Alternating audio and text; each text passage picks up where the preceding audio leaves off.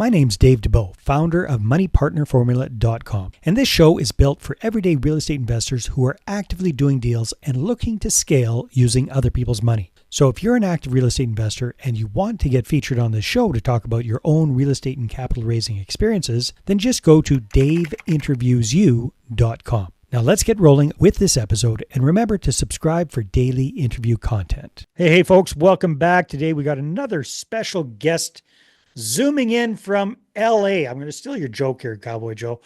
Zooming in from LA. Say hi so we can hear your Los Angeles accent. Dave, yeah, just so you know, as soon as I start speaking, that gives me away. It's Lower Alabama, not Los Angeles. Exactly. I'm in Gulf Shores, Alabama, and if you go any further south, you're going to get wet because it's now the Gulf of America that I'm on. Yeah, so our special guest is Cowboy Joe Marques, and Joe has a lot of experience in real estate and in development and in all sorts of things and in raising capital. And we're going to have a really interesting conversation today because we were talking a little bit off camera here, Joe, about the importance of mindset, of your mindset when you're out raising capital. And you know, this is a big part of what we do with our clients. We help them to connect with their credit investors and raise capital leveraging a podcast. But you've come across something that I think is really, really important, and that is the whole mindset. So maybe kind of explain to the audience what we were talking about earlier before we started the recording. Yes, Dave, 100%. But just to clarify, I use mindset because it's a commonly accepted term, but it's more consciousness because you can believe it up here, but until you get it into here, into your heart, and those two things are synced, you're going to be fighting a battle against yourself. So it's more of a consciousness shift. It starts in the mind, but you have to believe it in here too. Because if you don't believe it in here, you're not going to go anywhere.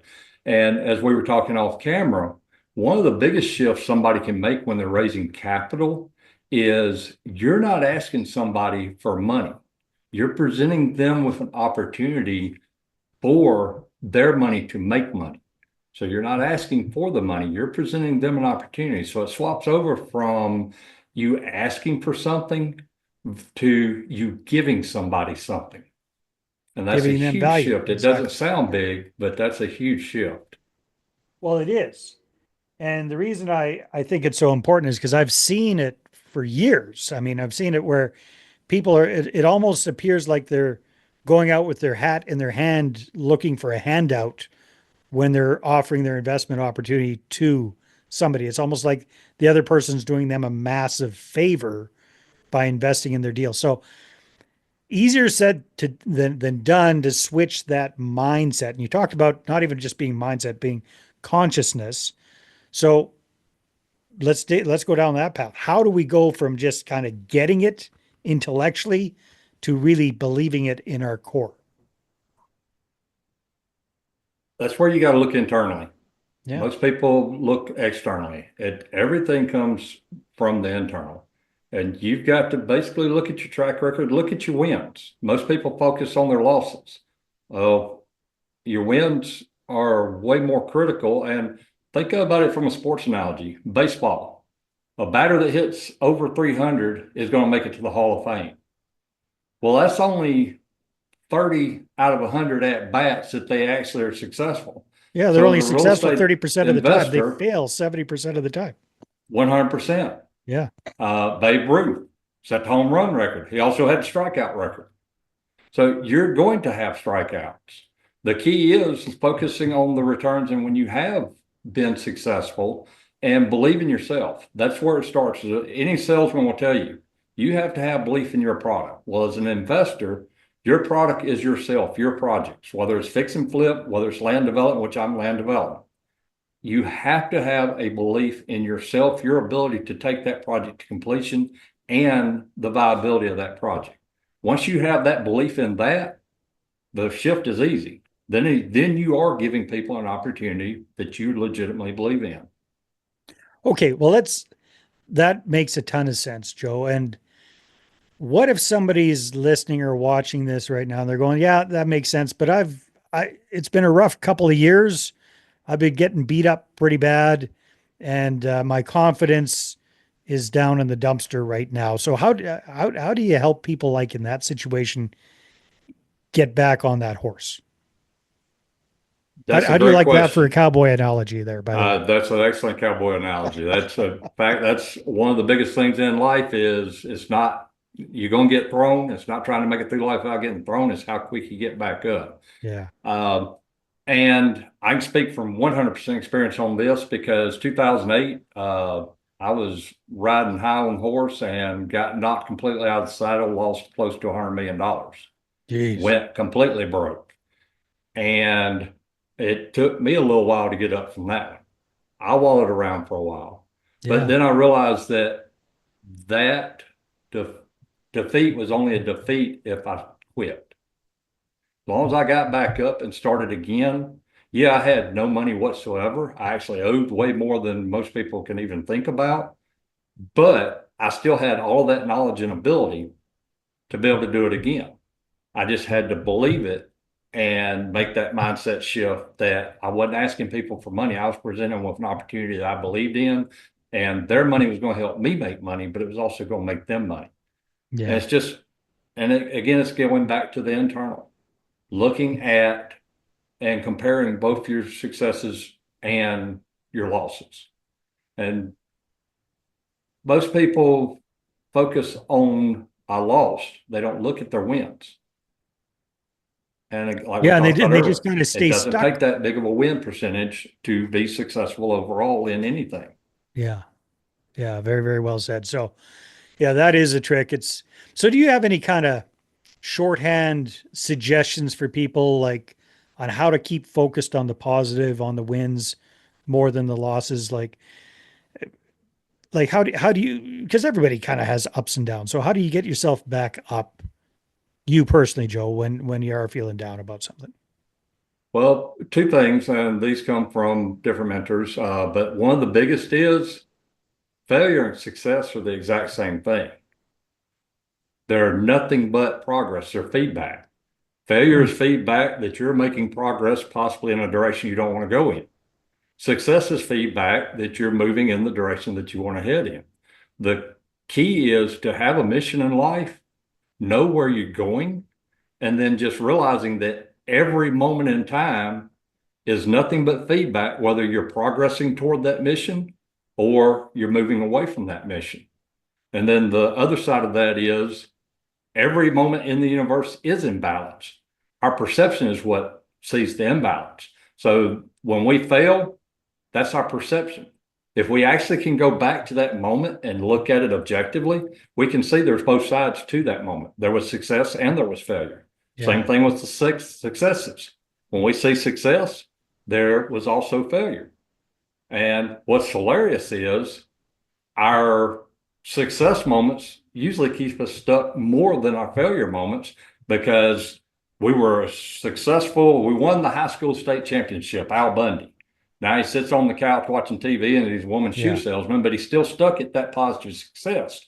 Well, now we're comparing everything we do to that moment. If it doesn't meet or exceed that moment, we judge it as a failure, although it may be a very big success in that moment. Yeah. That's true. I mean, I find myself doing that sometimes, Joe.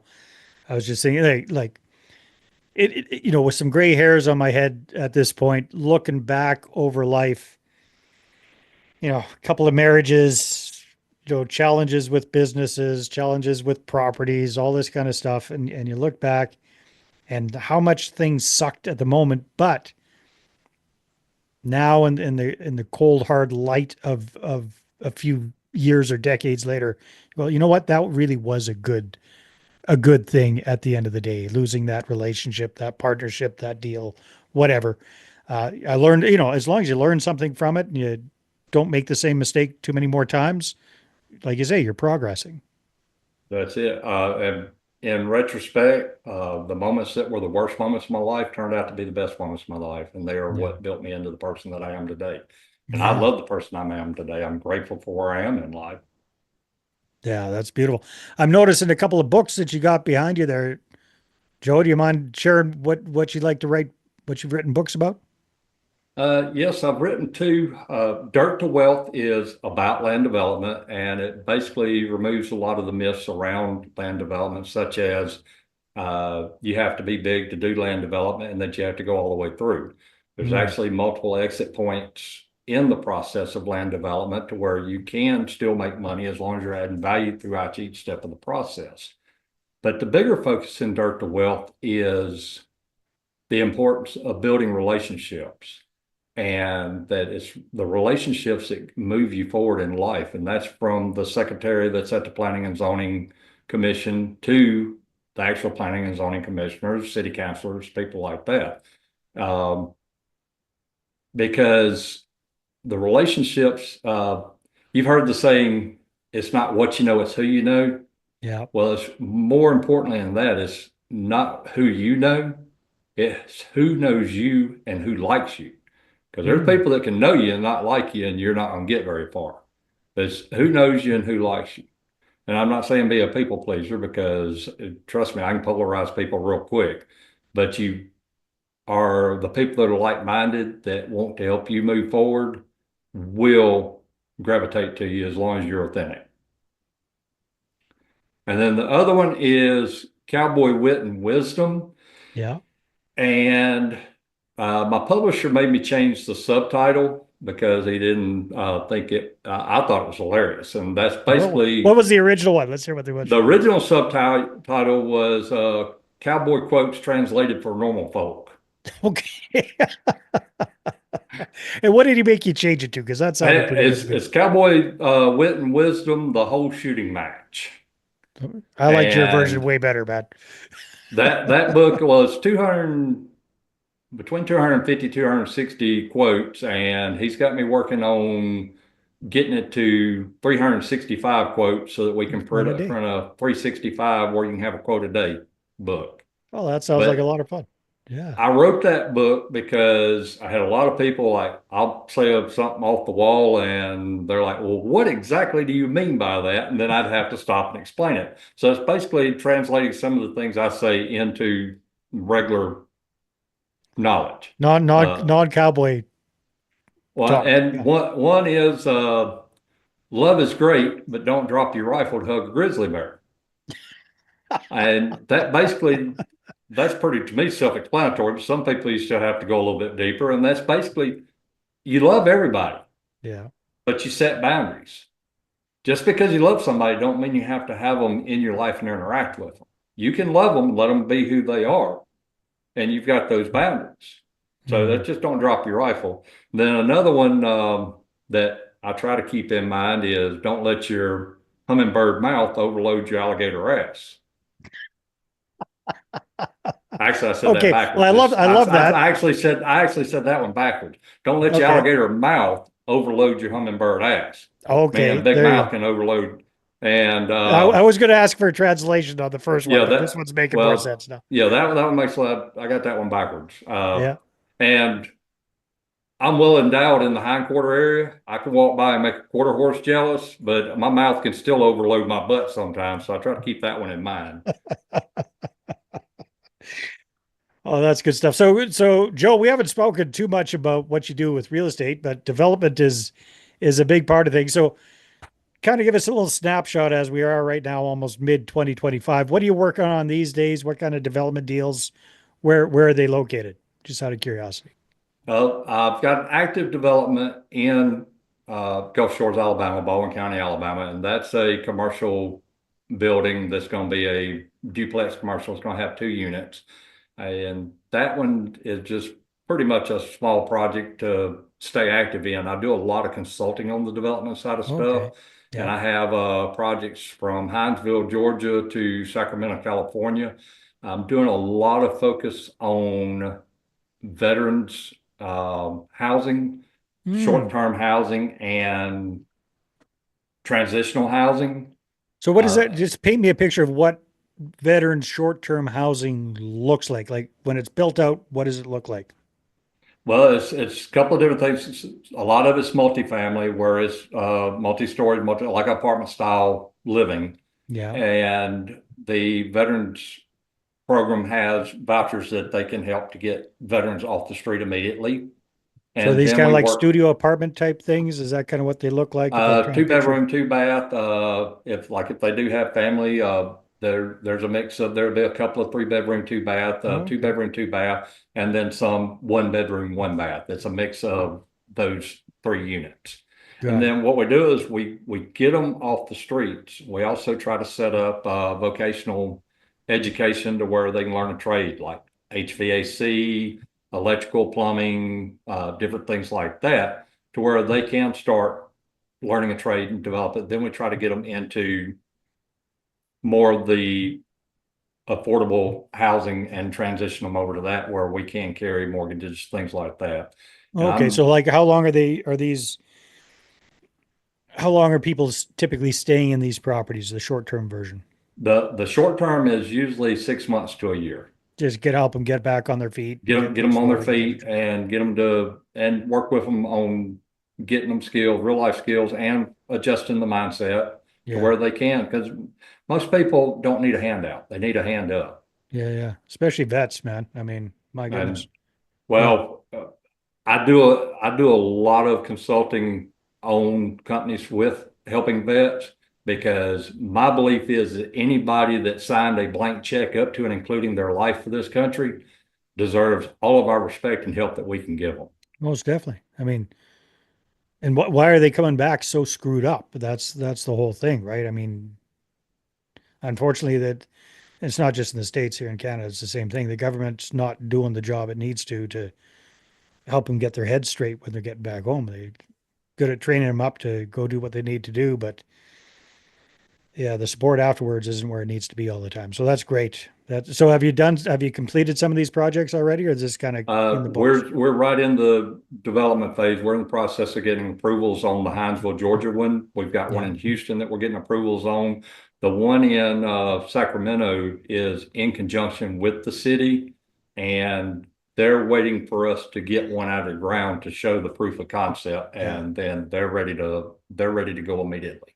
Nice. Nice. Well, that's exciting. Very, very valuable work, Joe. So, hey, I'm sure there's going to be a lot of people here curious to connect with you, find out more about the development side of things, learn some cool cowboy quotes from you. Where should they go? The best way to contact me is LinkedIn, Cowboy Joe Marques. So it's probably just Joe Marques, but it also has Cowboy Joe in quotes on it. It does. I'm looking at it right now on LinkedIn. So I'm pretty sure if somebody types in Cowboy Joe Marquez, Marques, that'll take you to him. And my website will be back up shortly. I took it down to do some revamping to it, and that's cowboyjoe.me, M-E. Okay.